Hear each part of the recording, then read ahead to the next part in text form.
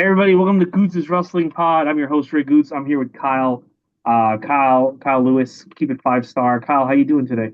I'm doing all right. Got maybe some of the double or nothing flu. So if I sound a little congested, that's why. Oh yeah, you went to Double or Nothing. How was the experience of going to that show? It was good. It was generally a good show, top to bottom. Did not feel as tiresome as maybe watching it when you're home. It also helped that it was like a Memorial Day weekend. But usually when I watch these 5-hour shows at home, I'm like, oh my God. Like counting out how many matches are left. And this one, for the most part, flew by. I think the worst parts were the stuff that you didn't see, not with wrestling, but like the stadium. That stadium just does not know how to handle pro wrestling. The Arthur Ashe tennis places, like they let. I missed most, if not all, like 99% of the buy-in because they didn't let anybody in.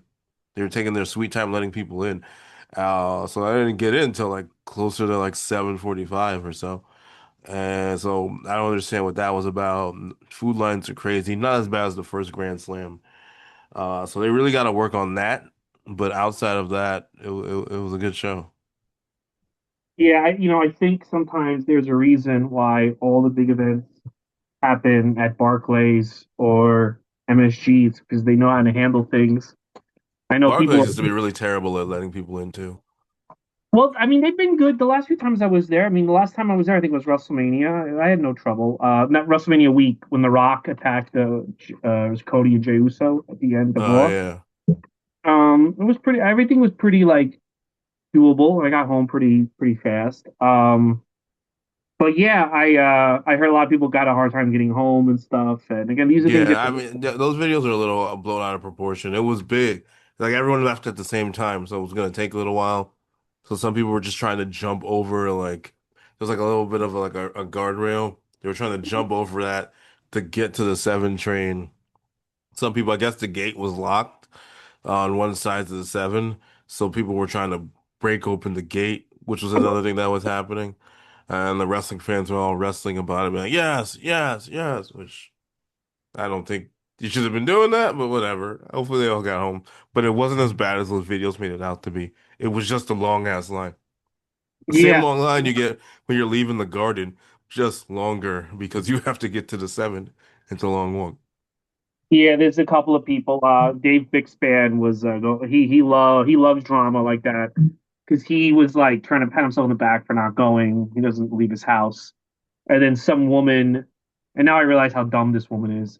I missed my train, so I had to take a $200 Uber back from Queens. And I'm like, Well, you I shouldn't miss your guarantee you train. there was a solution to get to your house faster than $200.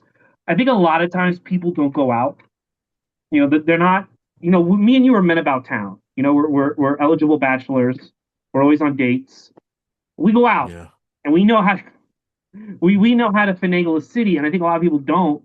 So they go, I want to go to Double or Nothing, and then they're utterly baffled on, okay, you might have to think outside the box to get home, and then they spend $200 and blame AEW, and it's like, no, you don't go anywhere.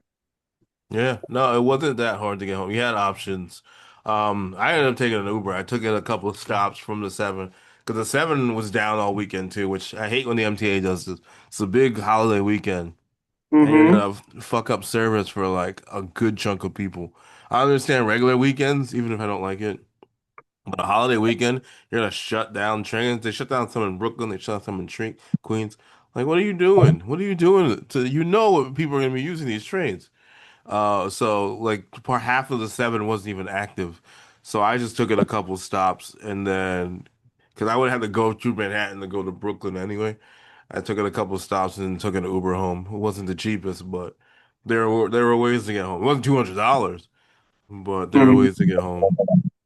Yeah, I didn't watch the show. I was doing other things, and I'm probably never gonna watch it. I'll watch it when we get to it on this journey. That's when I'll watch it. It'll be You great. keep changing when this is gonna end.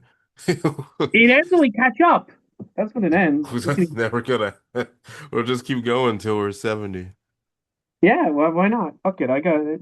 Listen, it's a fun activity to do. Gotta Yeah. keep going. Why not?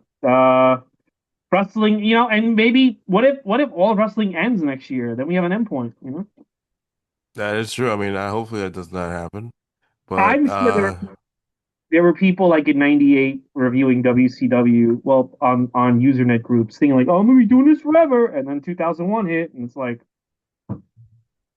I really thought I thought around this time that like 20 years from now there's gonna be Starcades, and there were yeah, no two left, you know? no, there are no more Starcades now. Yeah. So like that's the thing. It's like there may come an endpoint, but not now, not yet, not yet. What about Clash of Italy? You excited? And I remember the NXT pay-per-views when we get up to this year, they no longer count because they're on the CW, so they're no longer pay-per-views. We stopped covering them at that point. Yeah, yeah, oh, they will also be available on Disney Plus and ESPN. So, I know, but they originally air on broadcast TV, so that disqualifies them. So. I thought that was at the same time. I didn't remember. I don't know. Yeah, yeah, at the same time.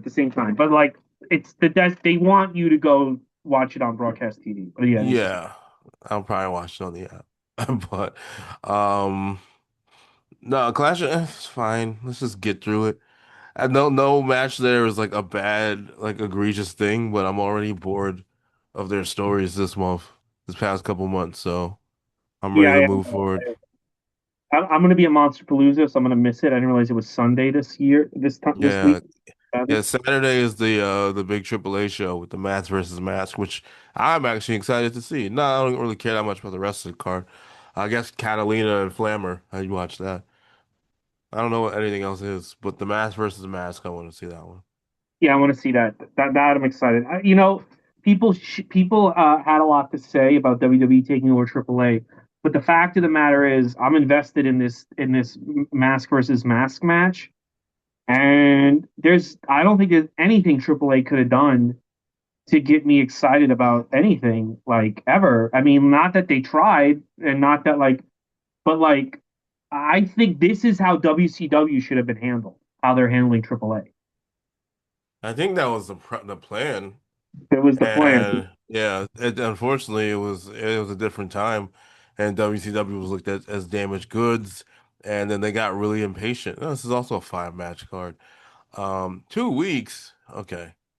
They're showing like they're doing the 2 nights format, I guess. For Triple Mania. Yeah, Yeah, that's fine. but Yeah, yeah, just yeah. They panicked because they lost Rock and they turned Austin heel, and they had no one to get. mhm. Oh, although you probably could have got like Rob Van Dam and really boosted him up without this invasion stuff. So then they did the invasion, and that is debatable, depending on who you ask about the show. We'll Most get people to that. don't like it. We'll get to What that. happened? We'll get to Yeah. that. And then yeah, they just wasn't the right time. And also, which is still mind-boggling to to this day, they did Booker T and Buff Bagwell the week before Atlanta in some podunk town. Sorry if you're from that town. And of course they got a shit reception and they blamed WCW for it when I don't know, it was just a lot of weird decisions. I think I mean we'll get to it. I mean, I just think that Buff was the wrong guy to be in the first position. I think Booker T versus DDP would have been a much better first match. It's those are both guys people can get behind. You know what? I'll tell you what could have saved the whole thing. And I know you would have had to pay through. I think this is the one guy. They were all saying like we didn't want to have because they get Goldberg or Hulk Hogan to break their contract before it's done. They'd have to pay a lot of money. But I'll tell you the one guy. Hmm. Booker T comes out. Buff Bagwell nowhere to be found. Goldberg's music hit. Goldberg squashes Booker T for the belt. I think that would have that not that we still have a WCW brand today. That would have saved the angle. Oh Just yeah, no, people will love Goldberg. throw. Especially if they treated Goldberg the way that WCW, at least in the beginning, treated Goldberg. His first run And in I know, WWE, also debatable. and I know Booker T. Right now, if you said that to him, he'd look at you like he's gonna because that probably would have ruined his momentum. But it's like that would have saved the angle. You know. Yeah, I mean, also not having DDP be a weird ass stalker, that would have helped. Listen, But we got time to talk about this. We got to talk about ECW, the other half of the alliance. It's November to remember 1998. Um, Kyle, overall, what did you think of this show before we get into match by match? I mean, I know it was all right. There's nothing that I was like crazy about. Hmm. Not John Cole, Jerry Lynn, Lance Storm had a really good match with the exception of all the weird ass interference. Cool moment for Tanaka and Balls Mahoney. And Terry Funk is all over this show. All over this show. Yeah, and the thing that's this doesn't go anywhere. Yeah. Yeah, Jake He Roberts is there. he leaves. Jake the Snake shows up. He was at the casino having the buffet and decided to stop by. It Uh, seemed like it. yeah, this was the two things that got to me about the show is first of all how big the building was. I did not remember them being in a building this big. They're like an arena. It's like a really big friggin' building. And how many tag matches there were? Like there's so many tag matches. There's hardly Yeah, there any, are a ton. which I kind of think. Look, I'm sure it's great because everybody gets on the card, but I kind of think it takes away from what some of these guys can do. You know, like you only have four, six pay-per-views a year, and I think it robs the viewer not having Sabu have a singles match or not having like you know Mike Awesome on the card having a singles match. I don't even know if he was still with them at this point. I think he comes and goes until '99. Yeah. But I'm just saying, like having like some single matches in there, especially with so many great workers that you have, I think that could have added more. But again, maybe Heyman is like, I just want to give everybody a payday, which I can't knock, you know. Yeah, yeah. No, Yeah, it's yeah, it was a lot of tag matches.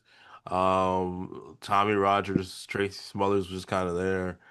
Uh yeah, and everything else was like I said, Lance Storm and Jerry Lynn's like your match of the night. And yeah, everything else is just kind of there. yeah. All right, so let's break it down. We're in New Orleans, Louisiana. It's the 1st of November. Around this time, I started going to ECW shows. I went to about Mm. three or four in the Elks Lodge in Queens, and they were. Have you? Did you ever go to ECW show? No, I was too young. Let me tell Maybe you, not. this is my thing. This is why I'm annoyed with AEW fans, but there was never a fan base, the ECW fan base.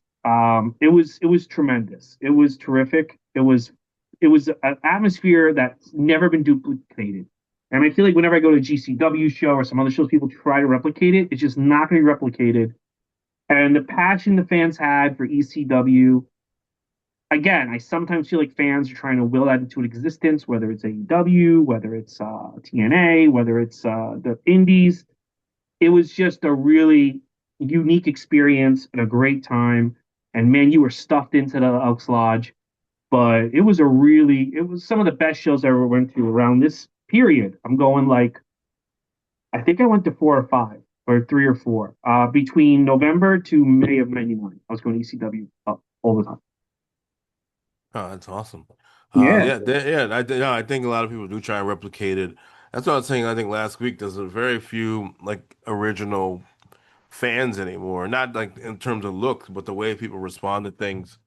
Like they chant the "We want tables" or one more time. Like they just chant it to chant it, and it doesn't feel like there's any like organicness to it. It's just they just know these are the chants that you say. These are the things that we do. So we're gonna do that. Like when I worked on wrestling social media way back when. We didn't do it, but there was censorship for holy shit chants and stuff. And people would chant holy shit for moments that are not holy shit. It'd Yeah. be like a hurricane rana. And they'd be like, holy shit, because that's what they're conditioned to chant. And then they get mad that it got censored. We'll stop chanting at 8 o'clock at night when the rating is PG. I don't know what to tell you. But it Yeah, was just these fans started these chants because that's how they really felt. You know, they chanted "Holy shit" because Sabu fucking fell head first from a ladder onto a table, neck first. I'm sorry, not even head first. It's like that was a yeah. whole shit moment, you know. And then like the fucking Andrade will fart on someone, they'll chant "Holy shit," and it's like, no, dude. And I mean that one's literal shit if he's not too careful. I know. But I do feel like a lot of times people are cosplaying what they thought ECW fans were. And so many ECW fans were working class people. They but they were people that like the fans got involved. Like that you would know the wrestlers, you would talk to them on Instant Messenger. And I looked at it, it was weird that Joel Gertner was talking to a high school girl on Instant Messenger, but he was. But they were passionate. They I heard reached about that. across Yeah, they reached across the my friend in high school talked to Joel Gertner. They reached that's not across good. the aisle. And Jason, my friend, helped Jason, the sexiest man alive. He helped him with his daughter. His daughter was feeling down. My friend helped Jason with his daughter, and that connection is what got people to chant ECW.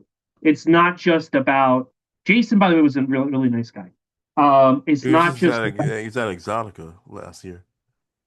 oh, he's a porn guy now. I he was just there. He had the ECW stuff up. I don't know if he's just I don't know what he does in porn, but he was there. Yeah. It was like a real like connection, and you really believed in these guys, and it was up close and personal. You would see them, and it was different because also like the other thing too is like you had that close connection, but also like you weren't on. I feel like the online you feel closer, but you're not.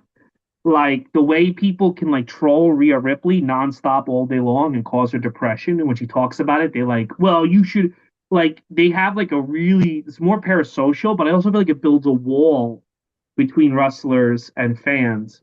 Whereas in ECW, yeah, you talk to Joel Gertner on Instant Messenger. Well, somebody did, but you can't constantly tell him to kill himself. You know what I'm saying? Like you get my Yeah. you don't have a No, you're you right. find different avenues to DM him and tell him that you fucking hate him. You know? Yeah. You'd also have to like go through every message board to see like you'd have to work harder to find if you wanted to find people bullying you or hating you. Rhea Ripley, a perfect example. She just goes online and not even her mentions, but the For You pages now just put stuff up like right in your face. So she could just see some person's engaged tweet about how much this person does not like her and people who agree. And that must suck. That must suck for anybody. It doesn't have to be Rhea Ripley, but like it's just we are too connected to everybody, especially celebrities who don't know us, who we don't know them, and people really come at these people. Like I get it on a social media standpoint, and I'm working for brands, and people have no problem saying things online that are like would get you fired if they knew who you were, get you fired, get you put on a list, and they just don't care. This is just how they do it. I just listened to a part of a Trevor Noah had a podcast, and he mentioned that like when he first started Daily Show, he thought everybody hated him because they would just send him how bad he is and he's not Jon Stewart and things like that. And one guy sent a really nasty message, so he messaged the guy. He's like, "Hey man, why do you hate me so much?" And he's like, "Actually, no, man. I actually think you're doing pretty good. I don't think you're as good as John, but I just saw that people were hating, and I like to jump on bandwagons." So some people just do it. They just do it, and then they go about their day, and they don't realize how much they're fucking with other people.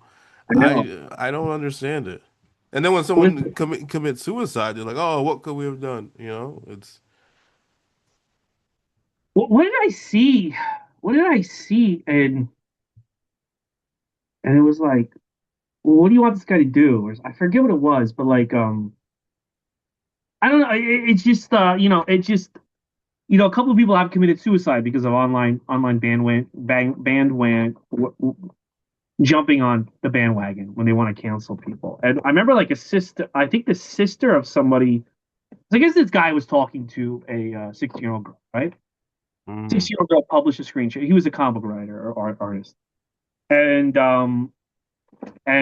they published the screenshots. And the guy tried to apologize, and this one female comic book creator kept going at him, and he killed himself. And he said, "I don't think I'm going to recover from messaging the 16." Also, you should have messaged a 16-year-old girl, right? no, it's not at all. But the sister messaged the combo creator and said to her, like, you didn't have to go, like, why did you keep sending him these messages? Like, you didn't have to keep going. Like, he knew he fucked up. The family knew he fucked up, but you keep going, you keep hating, you keep like that's all you did was talk about him. Like, why did you and the sister like didn't like I mean the harasser person didn't also have a moment of self-reflection, like, yeah, I know, like obviously what he did was wrong, but also it's like you need to know the toll you're having on someone. Like let the I don't know. It's a weird thing, and like she didn't understand that she was also sort of in the wrong to just keep hammering at this guy instead of like letting the family deal with it and like letting him get therapy or whatever or make amends or try to figure out a way to like make it up to this person. I don't know. It was just like this constant like I'm gonna find you and harass you. and she didn't seem to understand what she did wrong either. You know? Yeah, no, I think that's a lot of people's new normal. This is how Hmm. they were brought up into the world, or this is what they're used to. Even if someone apologizes, and whether you agree with the apology or not, they will still keep attacking. They won't let things go. When Paige came back, people were still bringing up Brad Maddox and Xavier Woods. They're like, "Oh, here we go!" Like that Oh, was and then 11 years ago. One, they were all consenting adults. Two, that was 11 years ago. well, Like longer. Why do you even give a shit? this is a new one. So this one was like this is crazy. So I guess Liv Morgan is dating some new guy. First of all, I don't Oh even know yeah, who, I heard about that. Yeah. and he liked some transphobic tweets and or something, and people would tag her wanting her to make a statement, and somebody was like, "It's not. She can date who she wants. It's not her." And also, she didn't like the tweets, and people were like, "No, she needs to speak." And it's like, first of all, I don't even know. I don't know who Liv Morgan dates, and I don't care. Like, I don't even care to look up this guy's name. And also, it's like, also what he does is his business, and she can break up with him, but she doesn't owe me. Now, it's different if like she was helping him like fucking murder animals. Then she owes me an explanation. But she doesn't owe me an explanation of why she likes a guy who's hitting like on anti trans tweets. That's like just such a level of parasocial. Like you need to explain yourself to me. No, I don't. You need to watch Raw or don't watch Raw. That's what you need to do. If you don't Yeah. like me and you don't like you think we're all, but just don't watch Raw because if nobody watches Raw, I'll lose a job and you win. No, you're right. You're absolutely right. She doesn't know anyone explanation about any of that stuff. Mm-hmm. Whether that she's on that side or not, I don't know. I don't think she is, based off of what I've seen. Sorry about that. Yeah. But yeah, she like it's not her. Also, you shouldn't really know who the boyfriend is. I like I said, I don't know his name.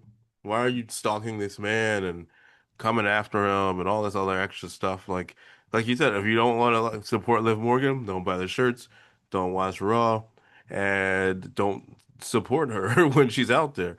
Clearly she has a lot of support, but if you Yeah, want to put your money where your mouth is, that's the best way it's to do it. people think they have like this line where Liv Morgan, you have to explain why you're dating this guy to me. No, you don't. Liv Morgan doesn't have to explain anything she does to me ever, ever. Even if she was my girlfriend, she doesn't explain anything. So I mean, it's you writing the tweets. No. Um, the only thing you know about Liv Morgan is you see her 10 minutes a week. That's all I need to know. And That's that and all that's I yeah. didn't give it anything else in her life. I know she got a real estate degree, or like Oh, she good took a for her. training in real estate. I remember she said that in interview. So that I know that about her. So I'm Good for congratulating. her. And But she yeah, sells but plenty of houses. my whole point with ECW was that it's not going to be replicated. It was a special time.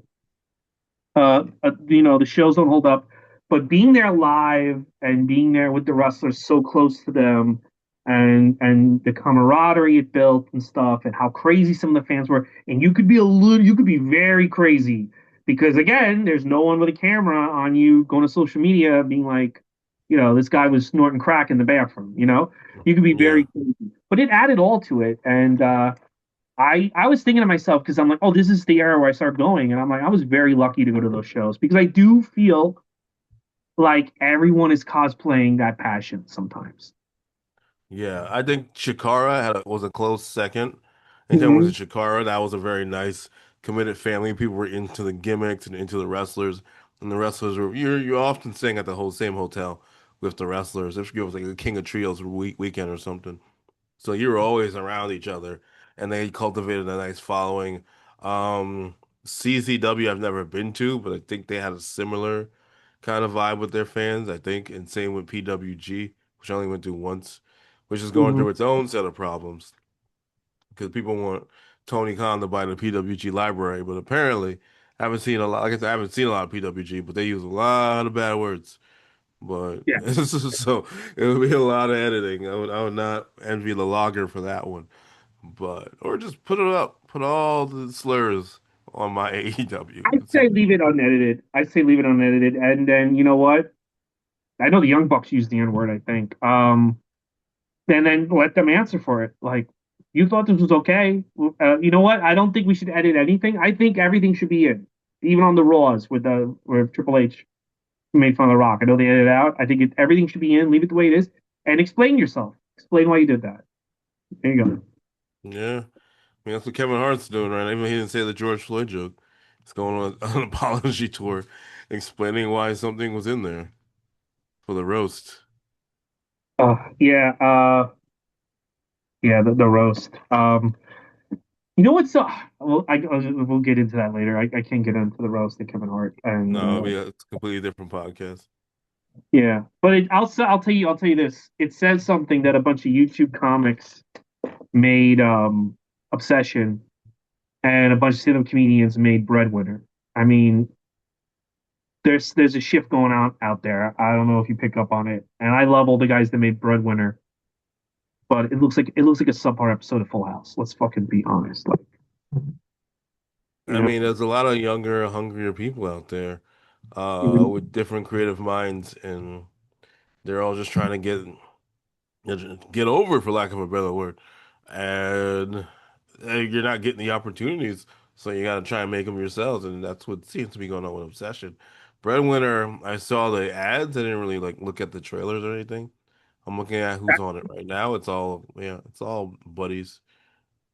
yeah, it's all people I know, but I just and then the reviews kind of confirm what I thought was like a Hallmark Channel movie, and I'm just like, Yeah, Rotten Tomatoes gave it a 25%. Not that I usually agree with Rotten Tomatoes, but 25% is rough.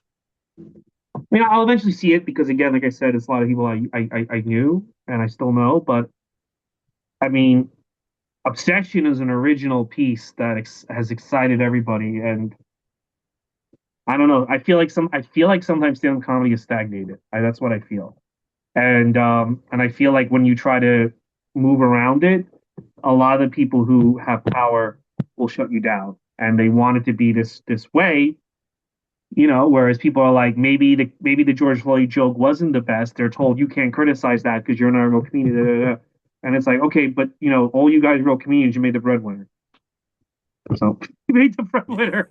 No, something do stay the same. I mean, there's comics, and you've probably been on the road with them. They have Mhm. been doing the same jokes since you met them since I've met some in 2014 to now, almost the same set 99% of the time. So they want that same status quo. They don't really want that much to change because it's going to hurt their pockets, and they have to evolve. And they don't want to evolve. They want to keep doing their same routine. And it's like you said, tides are changing. People want similar to the Attitude Era, some of the ECW. People want different things, and that's why they gravitate to some of these comics or creators that you see online, because this Mhm. is different. This is unique. I can see myself watching this or waiting to see more of this, and all those people, they just gotta hope that somebody's in their corner, somebody in the higher ups, is in their corner and willing to take chances instead of going through the same bullshit that's going on right now. I know he might have been the LT grade creator, but I think he got kicked off of Twitter or got deleted his tweet because he was working with some studio to create like an AI show, and people just destroyed him. Destroyed even when he apologized. This is just what we're talking about. He was like, "Look, you can be mad at me for this, but please don't give threats to my child and my wife." And people just kept being like, "Fuck your child and wife," and kept attacking him because he worked with an AI. You know, he worked with AI to create a show. Which boo, but don't you don't necessarily have to attack the man's wife and child, right? Is that not? That's Yeah, not. don't, yeah. See, to me, like these people are ridiculous because here's the thing, and I hate to say this, you can bully people like this and bully their cello you want. They're gonna create something with AI. They're gonna do it. They're already doing it on the Disney lot. It's happening. So unless you're willing to carry out your threats and go to jail by like AI is coming, and there's no reason to yell at this poor fucking guy. You know, it's just someone's gonna do it. So. Yeah, you don't have to agree. You can be mad at them, but it's the wife and child should be off limits. They didn't do anything.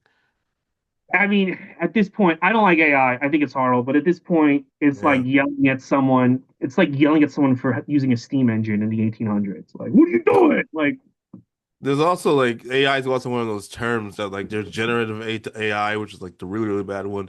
And there's just always been AI in a lot of the tech that we've been using for years. Yeah, Yeah. it's just now a better buzzword to say this thing has AI, and it's not necessarily doing the thing that like is the worst thing. It just has AI in it, and they just it's a big nice little buzzword. So people see that and say AI, AI, AI, and it's like it's like Alpha. What's his name? Alpha 5. When you say that, the Power Rangers, but it's just it's no comprehension also in the world. Before we go, I forgot this happened. What did you think? I don't know if you heard it that they were gonna reboot the NWO. That was a pitch that they were Yeah, gonna do.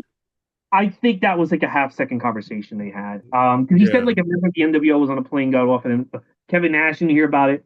Sean Waltman didn't hear about it. Eric Bischoff didn't hear about it.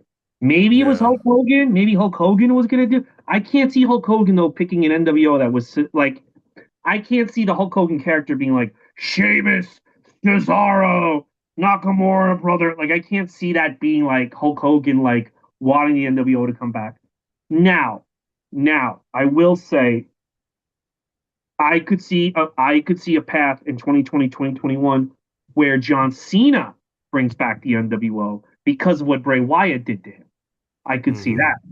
And I think that would have been a great story. I think like I when I saw John Cena in the NWO shirt, I'm like, he should bring back the NWO. If John Cena New Day had been the NWO last year, that would have been fucking amazing. That would have been incredible. But that ship has sailed. I can't see I can see that they wanted to bring back the NWO, but I can only see it working with John Cena. Like that's money. NWO yeah, Cena is money. yeah. He was No, great. it would He have to was be great somebody in the important. shirt. Remember He him in the what? shirt at Yeah, At it was WrestleMania awesome. Yeah, yeah. 30. The closest we thought he was gonna be the turning heel, and then the heel turn happened. But no, Yeah, that would have been cool, and I think they definitely would have sold a lot more shirts. But yeah, a Sheamus, Cesaro, Nakamura, and Lars Sullivan of all people I don't seems see like that being. a Ring of Honor stable more than the NWO. Yeah, yeah. I think that that guy was part of a first draft. If there is a serious conversation about the NWO reforming and they fly in Hulk Hogan, it's Mhm. I don't know if the New Day is going to participate in 2020 with Hulk Hogan, I don't think so. but I think the only way you would restart the NWO and have Hulk Hogan get involved is John Cena. There's just that's the only way it works, and Yeah. and a runaway success. Now you know, you could do the NWO with Cody. You could not now, but you know, in the next 2 years, he could bring back the NWO. He could do it. He's got the legacy. I mean, Dusty was in the NWO. Dusty was in the NWO. Bischoff is kind of like a godfather to him. He's gone to Bischoff for advice. Bischoff could give it to him. Scott Hall was like one of Dusty's sons. You could have Cody bring back the NWO, but I think there's money in a babyface bringing the NWO back. I do. So You there'd be know, a babyface NWO. no turning heel, like a big babyface turning. Okay, yeah, yeah, yeah. I was like, oh, So that would have Cody been goes heel and brings in the interesting. NWO and reforms the NWO based on his because he has the lineage of Bischoff, Dusty, Hall, Nash. They Yeah. all would be okay to do it. You know. No, it would be interesting. Who knows? Maybe this idea will now spark a new NWO. Also, to update, the guy dropped out of the AI program. Yeah, I know. I Jorge know. Gutierrez. Just if anybody was curious. Here's my thing. I don't want anyone to make NWO. I mean, I don't want anyone to make it. I don't want anyone to make AI. Don't make an AI NWO. That's the big problem. I think AI is gross. I'm Oh, not there's gonna. a ton of those right now. I'm not gonna fault a filmmaker for exploring AI. I'm not. I don't want him to do it, but I'm not gonna send him death threats. Am I gonna go see it? No. But someone is. Someone is gonna do something with AI that people are gonna go see. It's gonna happen. You can't say it's not gonna happen because it's gonna happen. I think people live in unreality to be like there'll never be anything successful with AI. It's gonna happen. So I don't fault you. I don't want you to do it. I wouldn't do it, but I don't fault this guy if this guy wanted to create with AI. You get what I'm saying? Yeah, I mean they're stopping a lot of it. Or I remember a lot of cease and desist because I remember when Seed Dance was popular a couple months ago, you would get like Superman versus Goku, and if you're not paying close attention, you're like, this looks really, really good. This looks Hmm. like something like this looks like it was from the show. If you're not like paying eagle eye attention to it, but and they put a stop to that. But I mean, I think more people are going to be working on these things, and soon you will have more AI shows and AI. And I'm not like yay, but you will have more AI shows, AI movies, AI video games. I mean, please no more AI comedy flyers, guys. Please stop. Learn Canva. But outside of that, English uh, flyers horrible. all the time. Like I feel bad having to share. Like I'm on some of them. I'm just like, oh God. I don't want Yeah. people to think I endorse this AI shit because I don't. Yeah. All right. So let's get to All something right. that there's no AI involved. It's Sorry, November. the bad bathroom day. Very bad bathroom day. I'm gonna go do Taking a break. everything. Go into the It's bathroom. yeah, All right. Here we go, guys. yeah. All right. Here we go. It's November to remember. We start off with a quick video of Jack Victory. This feud is still going. I guess this was the hottest feud back then. I don't remember this going this long. Jack Victory attacks New Jack in the parking lot. They all arrest New Jack. Paul Heyman's like, "Oh, New Jack, oh!" It seemed like a very similar thing they did, like what they did a month ago or a few months ago at Heat Wave. What did you think of this intro? I'm like, still Jack Victory, New Jack, still like. Yeah, same feeling. I wouldn't even call this the hottest rivalry they had. I think they just had nothing to do with either I made person. a joke, right? Obviously. Oh, okay. Yeah, I don't think they had anything to do with either guy. So they're just like, fuck it, we're just gonna do this. We're gonna have New Jack and Jack Victory continue to beat the hell out of each other. Which they did. It comes back later, but it's I mean, I didn't really care. I didn't care for Jack Victory to begin with. I like New Jack, but I didn't really care for Jack Victory, so it did nothing for me then, doesn't do anything for me now.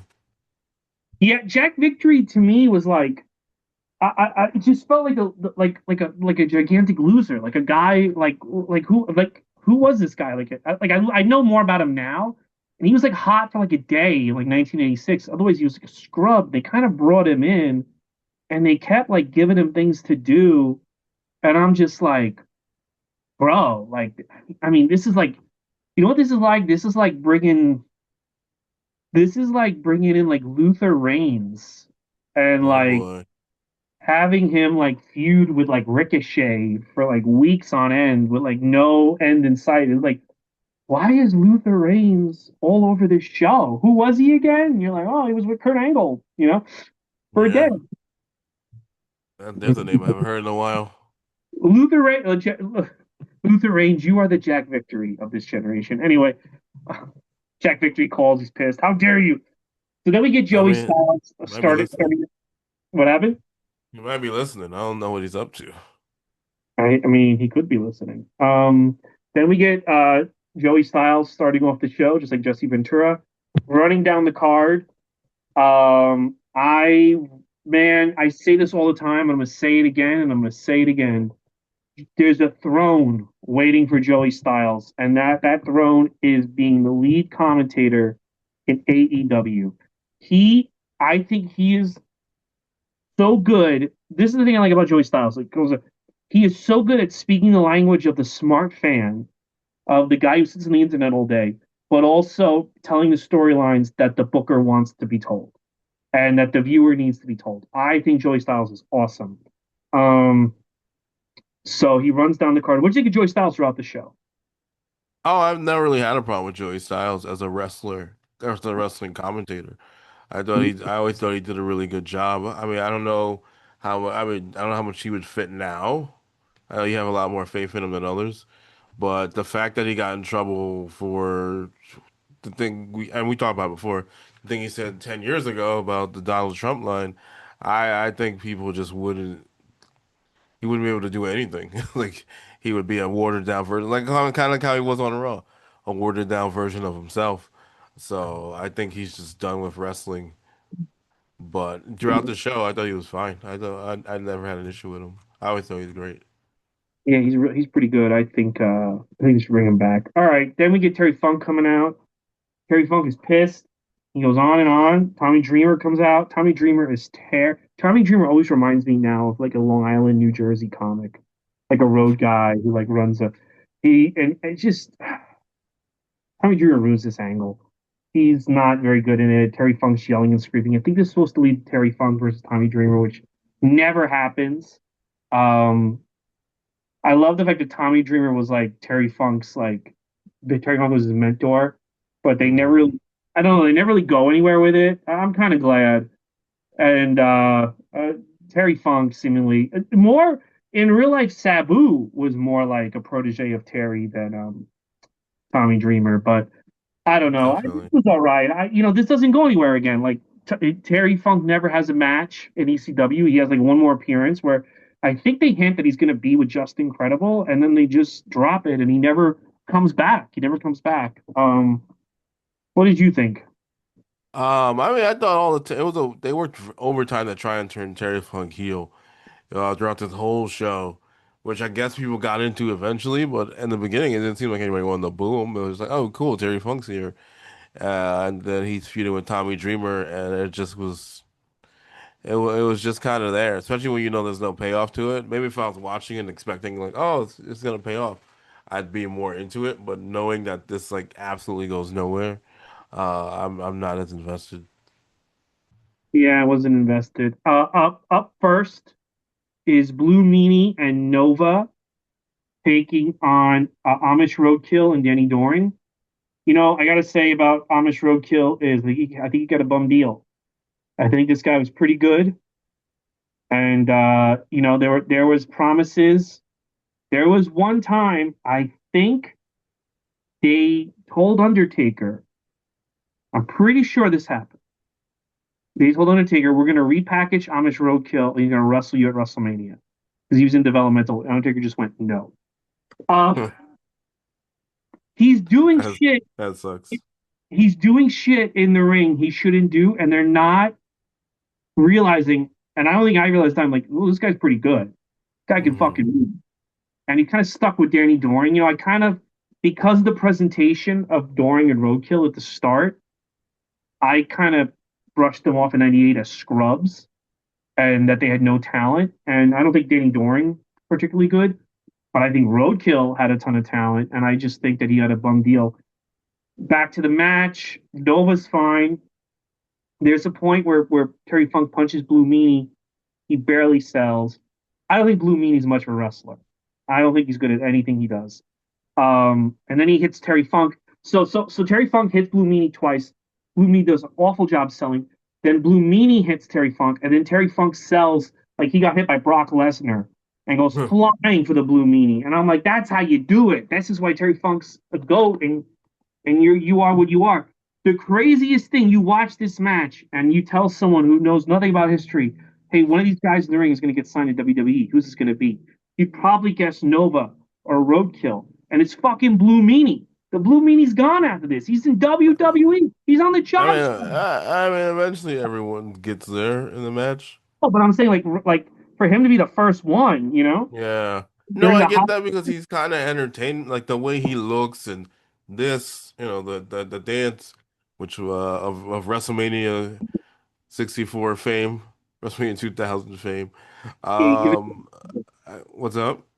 could give the dance to a lot of people in that game. Yeah, everyone had to dance in my game, but I can see it because he's very weird at sports entertainment. I remember he was Blue Dust for a little bit, so I can see Vince McMahon loving a big fat guy with blue hair over Nova, who probably bored him to death, even though he's really good.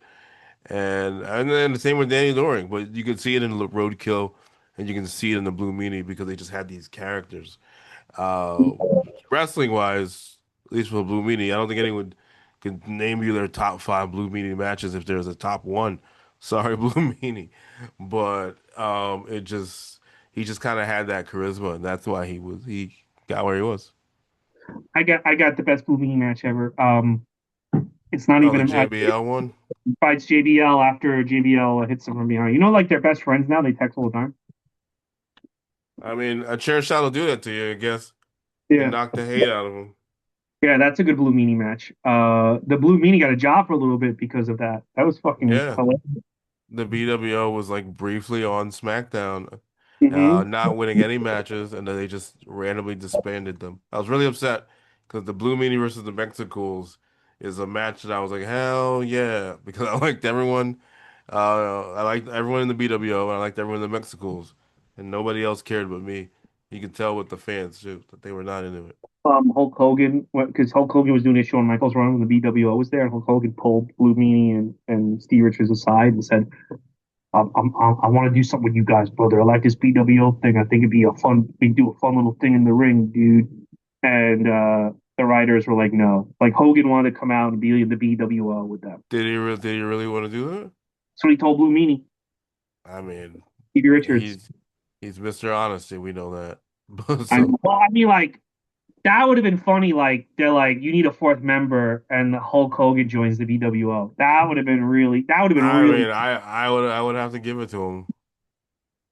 As long as the B like. doesn't stand for black, he's fine with Wait a minute, brother. Wait a minute, brother. it. Hold on. I just know what the B stands for, dude. I gotta. You know what, brother? I'm going to TNA. Yeah, he did go. He got like a guitar, and then he left again, and then what an interesting career. So Uh, yeah, Blumini has a 3.22 as a wrestler on Cage Match, if you're interested. is that good or bad? I don't know. I don't know what the cage match thing Out is. of 10, so no, not Oh, that is good. 10, but it's not good. Okay.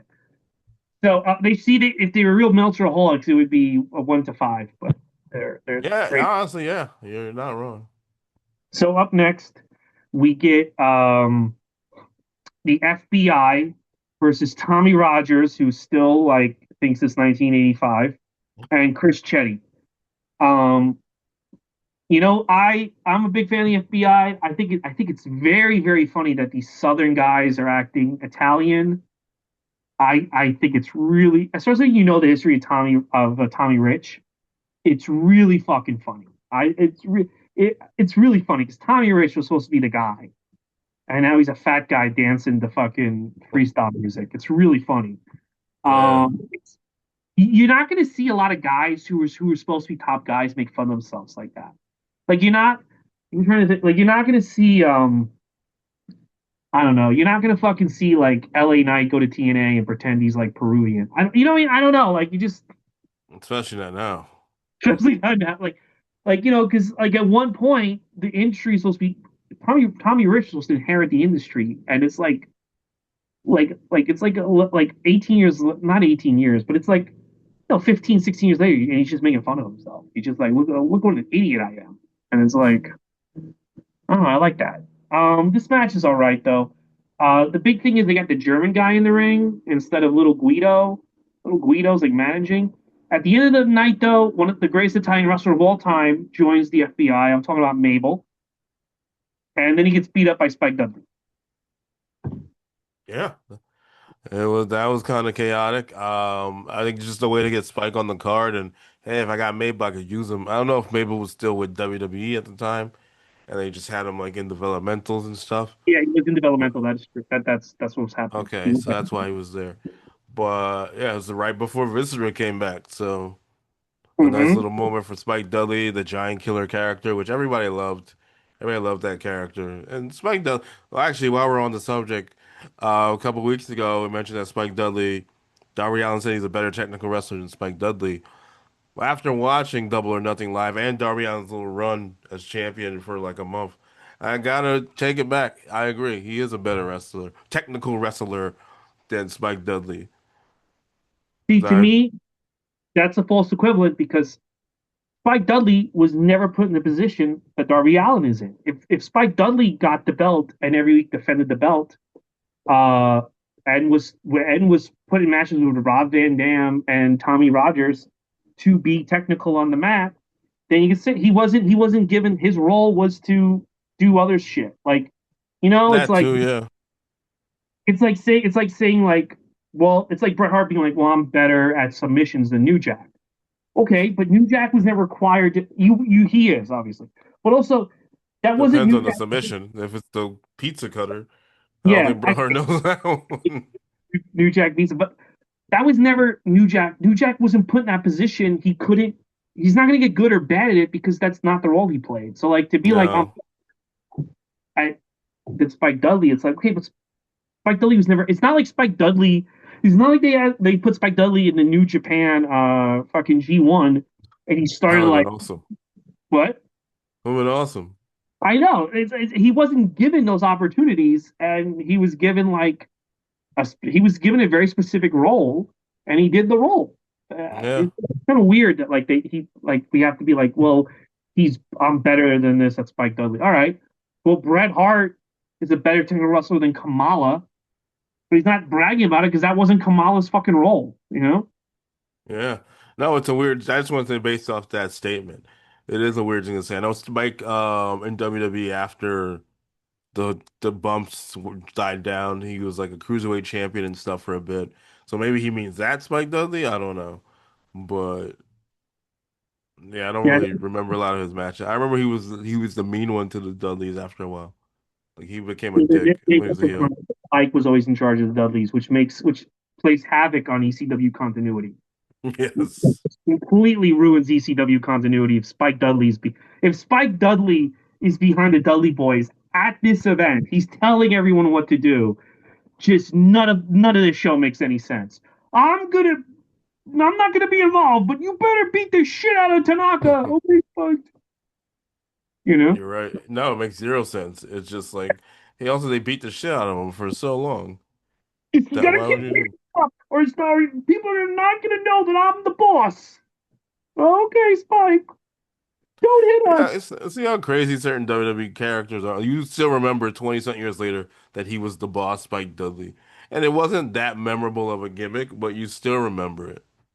Because it was such like it made no sense into anything that the Dudley Boys did that he was always in charge of the Dudleys. Yes, Like it made it no didn't. they didn't let it go on long enough for it to really like be something interesting and develop like like Spike Dudley like just berating Bubba Ray and Bubba Ray taking it. That would have been a fun angle just to see Bubba Ray be like, "Please, Spike, stop yelling at me." Like that would have been fun to see. Yeah. Away with it. I think they tried it and then I don't think they ever leave Spike. I think everyone just kind of falls off. Yeah, And then the Dudleys get released, and then go become Team 3D. but yeah, I do like the general idea. Spike Dudley like yelling and screaming at Bubba Ray just doing whatever he wants. That's a good idea, Mhm. you know. But also I don't think Spike Dudley's crazy. I can't believe you don't like Spike Dudley. All right, That's not what I said. I said that the based off of what I've watched, Darby Allin and that specific statement, Darby Allin is correct. so I love Spike Dudley. throughout the show we have some pretty good video packages narrated by Paul Heyman with great music. We have one for the Dudleys versus Tanaka and Balls Mahoney, which has a great final shot of swinging chairs. We have a great video package for Lance Storm versus Jerry Lynn, which includes when Tammy rolls up Lance Storm, Paul Heyman interrupts narration to talk about what a great ass shot they got right there, which I Yeah, thought was yeah. really funny. It was really again you couldn't do it today, but it was just because he's doing this important narration, and there's a great ass shot, and then from there, Lance Storm. Like it just was such a funny moment.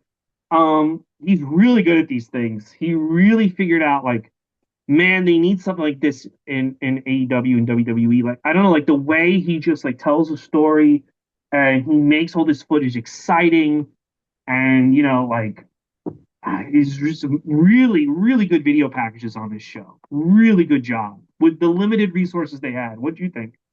No, I thought those were really good. I think Video Pack, while they're not a lost art, they still show them. They show them on their own, I guess to fit more wrestling in. They show them on their own thing, like the buy-in. They'll show it on AEW's buy-in, or they do like the road to Double or Nothing. That's when they show some of these video packages, and WWE's 80-hour pre-shows. That's when they show their video packages. But I think you should have these back for the people who are watching for the first time, or be just like packages. But for the people who don't know why I think like Obafemi and Brock Lesnar or Cody Rhodes and Gunther are fighting. Like a good video package narrated like in a nice way will get you like, okay, I'm invested. Okay, I want to see what happens instead of watching the week to week because not everyone watches the week to week. And I think they've taken that out of both major promotions, and I think they should be back. But these were good. Yeah, These, the thing about this is like I know. I've seen this show before. I know what happens with Lance Storm, Jerry Lynn, and I know that Tommy Dreamer's mystery partner is Jake the Snake. But it's been a while, and the video packages they're so good. They remind you, oh yeah, this is why Balls Mahoney and Masato Tanaka are teaming up, and you're like, oh, like I don't remember. Is I think this might be a good match. I'm excited to see it again because like the final shot of all four guys like swinging the chairs like lightsabers, like mid swing it's like, oh my, I'm excited to see this match. And then I saw it, I'm like, oh yeah, I remember it wasn't that great. But I'm excited to see it again. And it's like that's important, it reminds you of the era, it brings back memories, and yeah, newer viewers, and like you've already I know you've already got their money, but you're getting people like, oh, I can't wait to see Tanaka and Balls take on the Dudleys. No, I agree. I think that when you have a video package like that that explains the story, like more people are gonna be invested. Because who's what if they're watching this for the first time or like I said, 10 years later, WCW has that problem when we're doing WCW ones. I don't know why the fuck half of these matches are happening, except Yeah. for the NWO. I don't know why the fuck that's happening. And it would have been nice to have a video package or two to be, hey, here's why this is happening. And not rely. And of course, they don't know in hindsight that this is going to be the future of watching any wrestling, but Even it's have the still nice. but you just even have them for like people who rent the videos because they were still putting their pay-per-views out of Blockbuster. People that rent these pay-per-views have the video packages so they can know like, oh, okay, that's why Juventude's fighting Reese. Yeah. I didn't know why who was fighting Reese, and sometimes they didn't know. They're like, "Well, we have standby matches." You're like, "Oh, cool, great, thanks." So up next we got Jerry Lynn. He's taking on Lance Storm. The referee is Sonny Tammy Sitch, looking terrific. The manager is Tammy Bitch, Dawn Marie, looking terrific. And the secondary ref, I guess he's the Mike Tyson enforcer, is Mikey Riplick, who looks like shit. But the match itself, these guys start wrestling, and man, these are two guys in their prime. They are just going back and forth. What I was impressed about these two guys is they didn't let the gimmick get in the way of when they had to go.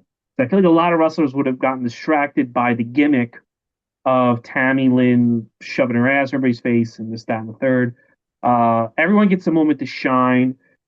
There does get to be a lot of nonsense and bullshit in it. Tammy is taking bumps here, which was I remember like because she never took bumps in WWE, but now she's Hmm. getting beat out of her. She's not that good at taking bumps. I realized why they didn't have her fucking in the ring with Sable because she's not that good at it. But she gets her ass kicked at the end of the match, and Lance Storm wins, so he gets a little bit of revenge on Sonny. Chris Candido, I guess, is okay with his wife getting hit if he has a main event match. Um, but I thought, yeah, best match on the show, and you know what? It doesn't let the sports entertainment side of it ruin the real graps for the sicko side. What did you think?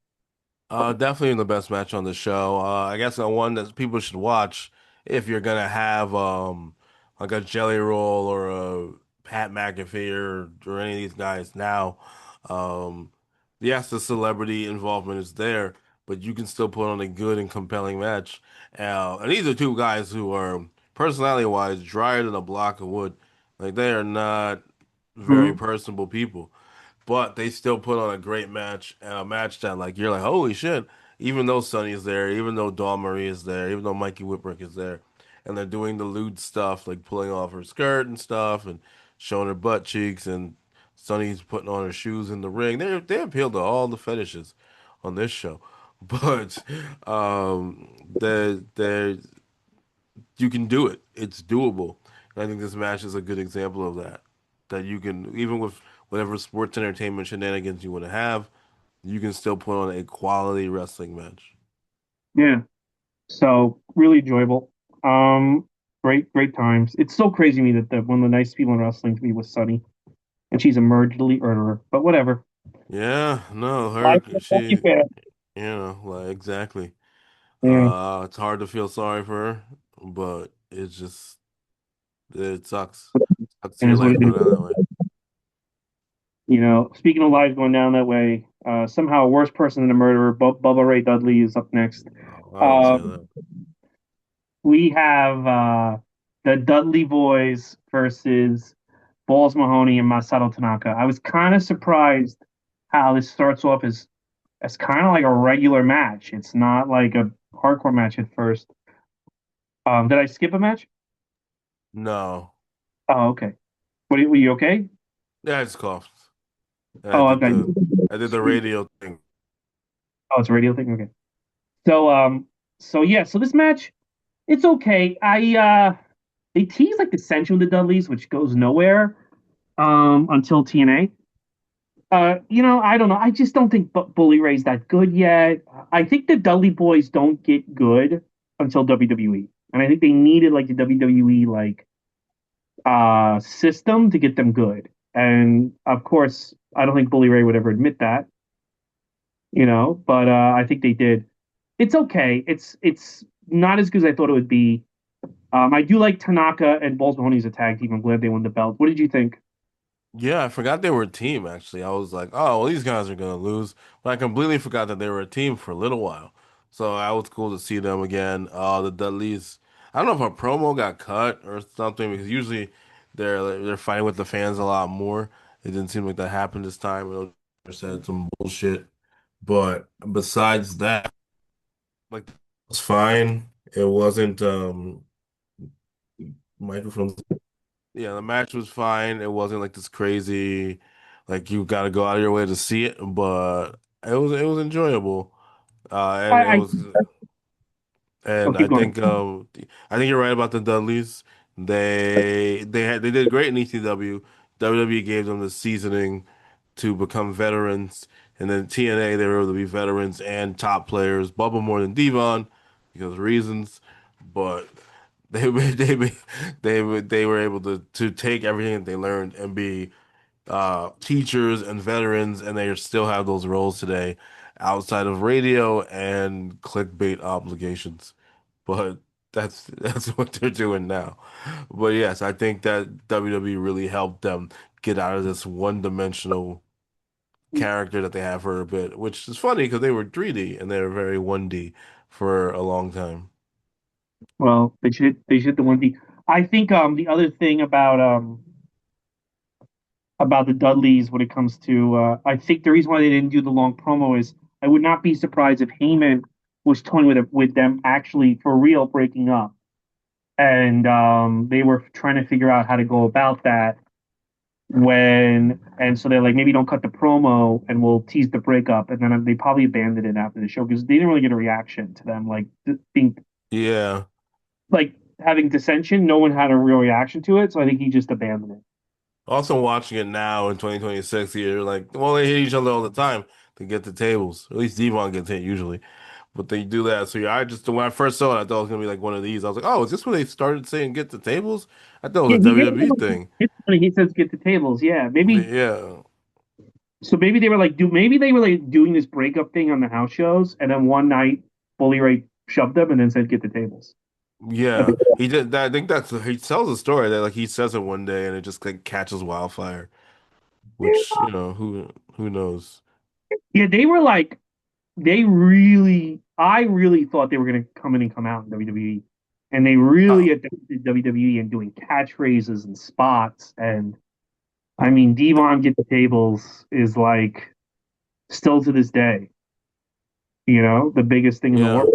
I mean, they were told to change the gear, get rid of the tie dye and the Confederate flag. Thankfully, the Confederate bandana and things like that. And that's when they adopted the camo gear, kind of upgraded their look, and the table thing really worked for them, putting women through tables. Ended up becoming faces somehow, because that's just wrestling. You put enough women through tables, people gonna start cheering you. And That first Terry bump was crazy. I mean, that was probably like because she's never been like just hammered like that, and yeah, the way they sold it like she died, and they actually had her go away for a little bit. Then you have her just get up. Yeah, that first Terry bump was insane. Like I remember that being like just poor Gold Dust. It was just insane. yeah. That one, the Moolah one was crazy, and she wanted like a stiffer one. By Mae Young, not Moolah. Like Yeah. she wanted to actually get like dropped on her fucking head. While Oh, Bully Ray was like, "Oh no." the other thing that made it work was they did it to BB, and then she left. She vanished. I think Yeah, yeah, that's like kind of like a key thing. Like, oh, they did this, and this woman just didn't come back. Like, yeah. and I Somebody think was talking. I think it was Carlito, and people piggybacked off of it. Like he wanted, like he didn't mind getting released or losing his contract, not having his contract expired. He just wanted to be written out correctly because he was just with the Judgment Day for so long, and all of a sudden he wasn't. So he still had 2 weeks left. He was like, at least we could write me out, and they just didn't want to do it. If you know someone's going, or maybe you could talk about this beforehand. Although I know if I'm told this, I don't want to go to work either. But write out the character in a meaningful way. TNA was really good at that.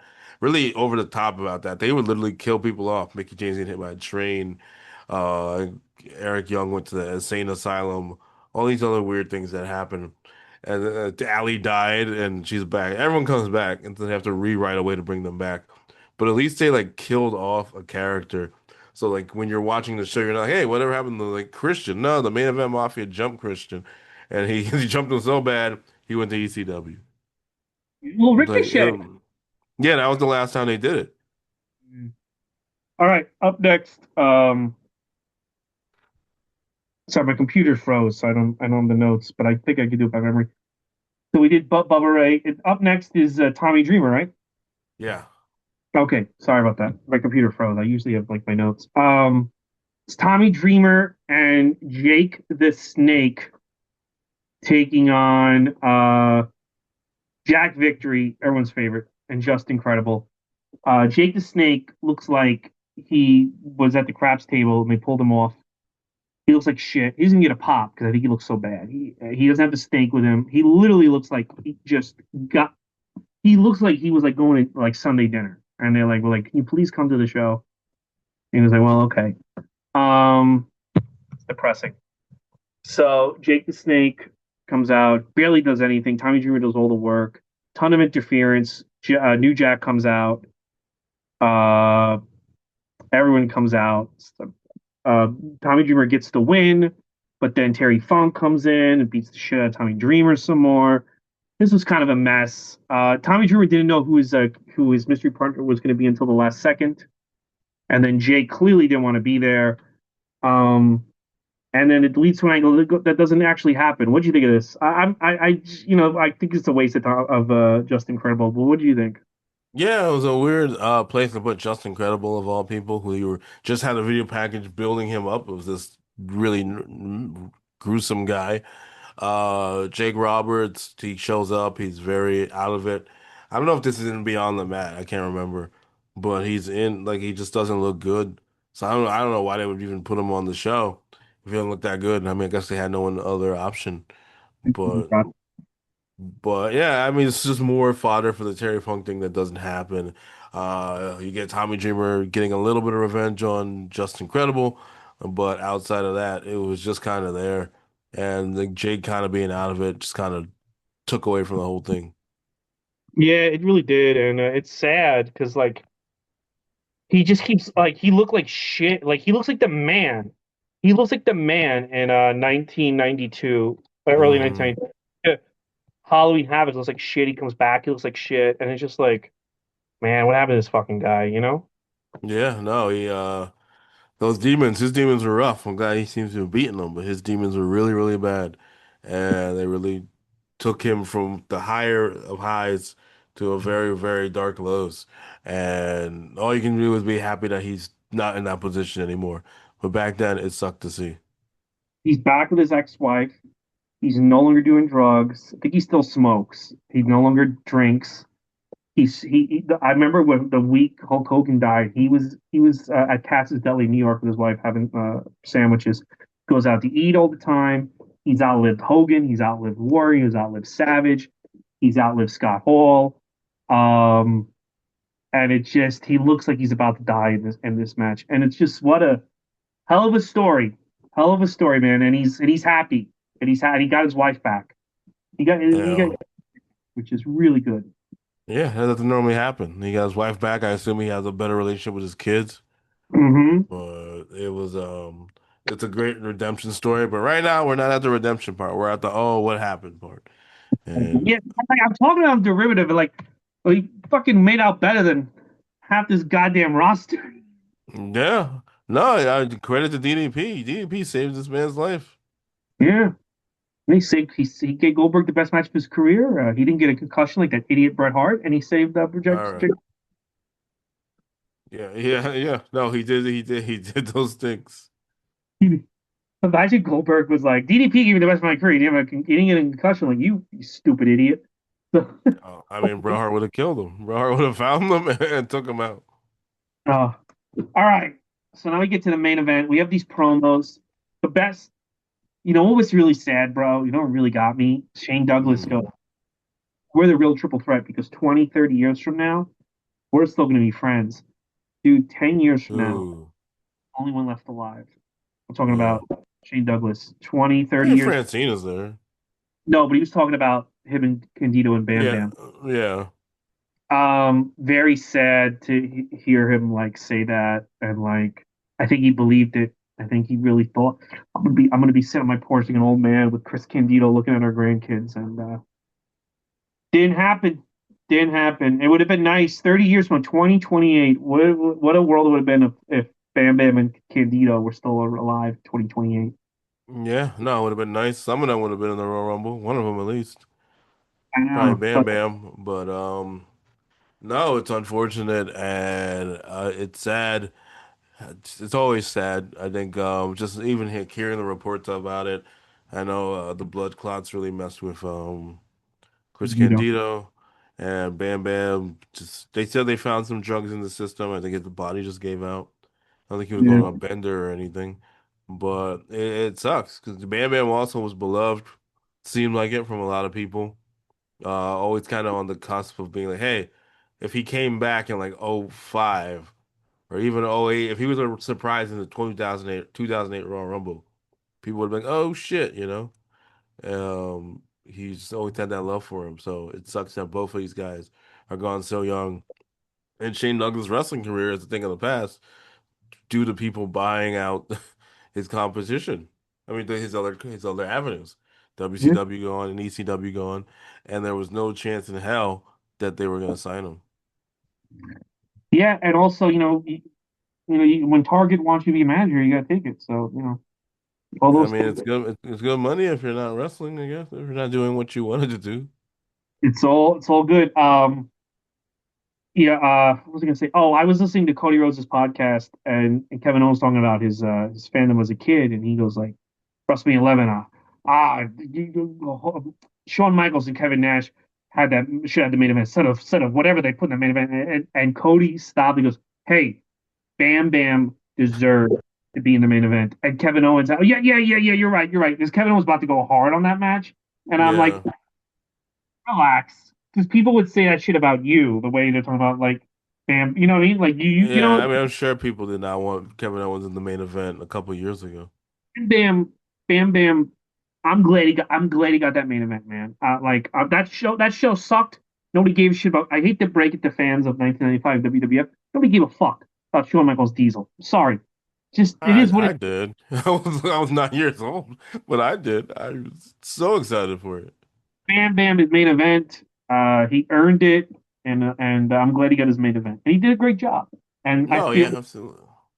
so. This is it for Bam Bam and ECW, by the way. So this is it for Blue Meanie for a while at least. This is it for Bam Bam forever. He's in WCW in November, and also gone. And they show him getting the shit beat out of him in all the video packages they can. Is the Sandman? The Sandman is already signed to WCW, but has yet to debut. Oh no. Okay. So there's a lot of changes going on. Rob Van Dam to me had the best promo, is kind of shitting on everyone and talking about how great he is. Taz, man, like him, like I'm so used to him as an announcer. When he tries to talk tough, it just sounds like he's gonna be like, we got a great match on Collision too, bro. So it's kind of funny, but it is what it is. Did you like RVD and Taz's promos? Yeah, those were cool. They're two of the biggest names in ECW, two of the more popular names in ECW. time in 1998. The people loved hearing whatever Rob Van Dam had to say. That lax attitude was also kind of taking fun at Sabu at the same time, which he used to do. And Taz was just no nonsense. And him at least being like, look, I don't like these guys, but I gotta work with these guys, which is a tale of his time. It's happening on Raw right now. Um, like people, I liked it. I liked hearing from both of them, and two different contrasts of promos too. Yeah, it was really cool. So we got that. Um, then we have the match. We have the main event. The triple threat versus the new triple threat. And it's kind of just like a basic, it's almost was like a raw main event, like back in the day, like just this basic six-man tag. Uh, I was enjoying it, but it wasn't like I felt like this was kind of a waste of everyone's talents. To be honest with you, they didn't do anything too extreme. The finish though comes very interesting. Sabu takes the pin. Taz gets Shane Douglas the Hajime. Sabu gets the pin. So Sabu and Taz are kind of they're still like they are not on the same page at all. I don't know if this led to. I don't think Sabu and Shane have a match. Maybe on the house show circuit because the next pay per view is Taz versus Shane Douglas, and that's it for Shane as a champ. Hmm. Forever. Yeah, Uh, it's funny how so many things like we're getting to so many of these things already that are like kind of final. Like you don't think of it at the time because I don't know. You assume that ECW is going to be around, that he'll come back one day and get the belt. Um, yeah, it's like, oh no, he's never world champion again. Like that never that's it. happened. Yeah, and Yeah, it's sad. I guess sad. I don't know if it's sad, but it's weird. no, What it's something that like yeah, you think that Shane Douglas, especially with the run that he was on, yeah, that you think you'd still see him 10 years from now. And in 2008, he's in a Target, and that's not a diss on him or Target. It just his options ran out. A lot of these guys burned themselves to the ground. That like Taz is another one that you would think 10 years from now would be a major player somewhere, whether it's ECW, WCW, WWF, and he's a commentator by 2002 because he burned himself out. A lot of these guys just did not make it to that next level, whether it's the talent or whether it's just they don't know where to go. It just didn't happen. And even when they brought them back for the new ECW, they were there to be job guys. Balls Mahoney had a nice little career for himself. They gave him a little singles run, which was cool. But and what happened?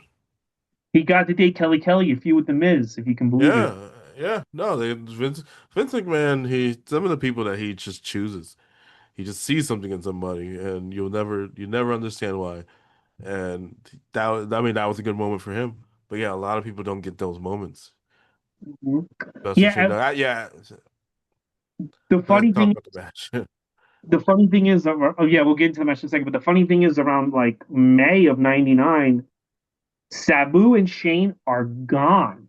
Like Hmm. there's no like return. There's no like, well, they have one more match. No, it's over with them. It's over. You don't see them ever again in ECW. And there's still so much more Oh, I ECW. thought Sabu came back. No, he doesn't. He doesn't. Him and Paul He Heyman have fights Rhino, doesn't he? that's it. One night stand. No, even before. Oh, I don't know. I forgot what I was watching, and I thought like he comes back, and then Ravi and Dam says, I might be thinking of somebody else. That's at one night stand. They have that match. Um, Yeah. so we're getting to the end of both guys. But what do you think of this match? The match was fine. I think you put a nail on the head. It was just like a regular six-man tag that you would see on Raw, especially setting up Sabu and Taz being like, "Why'd you get the pin?" It's one of those. It's just kind of weird, but outside of not weird, but like cool, and it doesn't really go anywhere. It was just kind of. I guess maybe they have another match on the hardcore TV, but yeah, it was just kind of there. In a way to just I guess get all your main eventers in one big show. Look at this. Imagine this match. Yeah, I mean.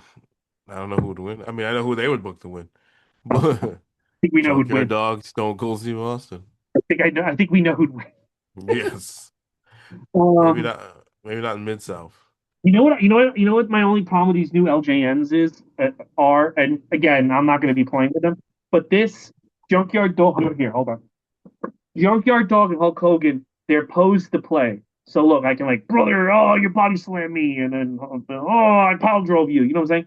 Stone Yeah, Cold, maybe he can do a gorilla press, but like that's it. Like other than that, like it would look ridiculous. Like it, yeah, it's a weird pose for him to be in. yeah. They have him with the arms up. Yeah, More of a statue. It's more of a statue. I feel. You know? yeah, yeah. No, I mean, I wish you would. I think I can't remember. I had the Trish Stratus LGN when Jax did it. I can't remember if her hand was up pointing because Yeah. then that's the same issue. Yeah, Yeah. she looked like an anime girl too. But Yeah. Yeah. It didn't even look like it. It was like a way different style. I had the first John Cena. I should have kept. I have the Undertaker LJ and I brought it with me from then. nice. Yeah. All right. So yeah, I would say, look, all these shows are worth watching if you could find the versions with original music. Uh, Yes. It adds a lot, even to this. Even I know we didn't praise the show, but man, the music is just it really was what makes these shows special. So if you can find the version with real music, watch it. You could if you can only find the edited WWE version, skip it. What do you think? No, I agree with you. I think that's the perfect analysis of it. That if you don't have the real version, well, then that's my problem with watching ECW when it was on Peacock or things like that. When you cannot find the real version, there's so much of the energy and the atmosphere of ECW that's taken out because you just have this generic music. And I get it, they don't want to pay for it. It's a bunch of issues, rights. But it really just sucks the air out of the room, especially when it was the old Peacock ones. You didn't hear Paul Heyman talking. You just had this like generic like Buffy the Vampire Slayer theme song playing, and it was a good song, but but then you don't have any words. You don't know what the hell's going on. So Mhm. it's just like little music videos in between in between the shows. So it's just kind of annoying. So definitely, if you can find the real music, you get some of that ECW atmosphere, and it's a wonderful feeling. Yes. All right. So let's review the next 4 weeks. Next week it's Oh Survivor wait, Series. before we do that, do you want to hear something that you're either gonna love or hate? Yeah, give it to me. Yes, apparently the people at TKO are shocked that the Vault is doing so well. I saw that. I saw that. It's Yes, they didn't expect that they would get so much engagement, which is why they gave it its own channel. They didn't expect people to like the old stuff. So go figure. it's just these. I just I don't know what to tell you. I don't tell you these fucking people. I just don't know. I hope they go back to physical media. You know, that's what I really want. I will make this promise. TKO, you can put anything you want on physical media. You can make the best of Dean Ambrose and FCW. I will buy it. I'm sure. I think a lot of people would buy that one. Actually, that's a weird one. I will Yeah, buy it. yeah. I want physical media back in the WWE, especially the WrestleManias. These three WrestleManias. It gets. I can't sleep at night that these were not put out on disc. 40, 41, and 40. They're not Oh, even good. please get sleep. Yes. 40 is good. It's just better. It looks better. Like I put on 2022. It just looks better on DVD, on Blu-ray. I'm sorry, on Blu-ray. Like it's a better experience watching these matches. Hmm. No, I You know? think there's gonna be a resurgence. It may not be soon, but the way so many people love physical media, they're gonna realize they can make more money off of this eventually, and have their cake and eat it too, and start releasing things on physical media again, just to like try and get that cash cow, and grab one. Not just WWE, but everybody. They're gonna re-release box sets and do all this extra stuff, and you're like, cool.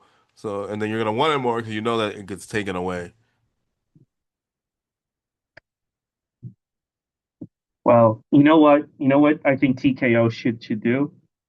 I think TKO should hire Natalie Cuomo. I think that would really She's a very popular comedian. very powerful. All right, here we go. We're gonna go over. She'll never hear this. Don't worry about it. She is not gonna. Let me tell you something. She's not gonna listen to an episode of my wrestling podcast. She's certainly not gonna listen to a November to Remember podcast to get to this point. I mean, stranger She, things have happened, but yeah, he didn't say anything bad. You just mentioned her by name. she's sitting in. I know. I just because I'm fucking around. She's sitting in the car, being like, I'm gonna check out that. I want to see more Bam Bam. What did this fucking guy say about? No, she's great. Hey, she has crazy fans, or Passion. passionate fans, I should say. So maybe a passionate fan will come out and be like, "Hey, you were mentioned in this podcast." Yeah. And then she'll be like, I saw some Bam Bam matches. And then there's a big resurgence of Bam. All right, here we go. Let's do the next Hey, one. Chica, he does have tattoos.